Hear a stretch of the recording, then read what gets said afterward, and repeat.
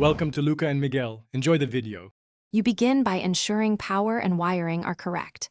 Turn off HVAC at the breaker, then verify a 24V common wire is available so the Nest powers reliably. Remove the old thermostat and label each wire as Y, G, W, R, H, C. This prevents mistakes during hookup. Once done, mount the Nest base plate, press the ring to wake it, and follow the on-screen prompts to select language and connect to Wi-Fi, so the device can download setup data and updates.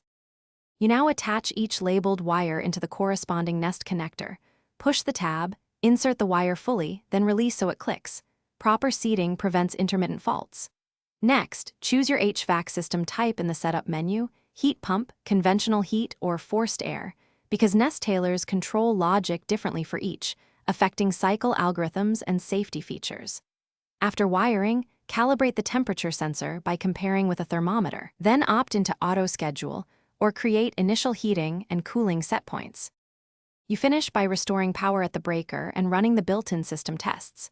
Go to Settings, choose Nest Sense, and run heat and cool checks to confirm relays and stages activate properly. Make sure you install the Nest app, sign into your Google account, and enable remote control plus energy-saving suggestions so the thermostat learns efficiently. If things go wrong, first recheck that wires are fully seated and the C-wire provides steady 24V. Next, check HVAC fuses and reboot the Nest.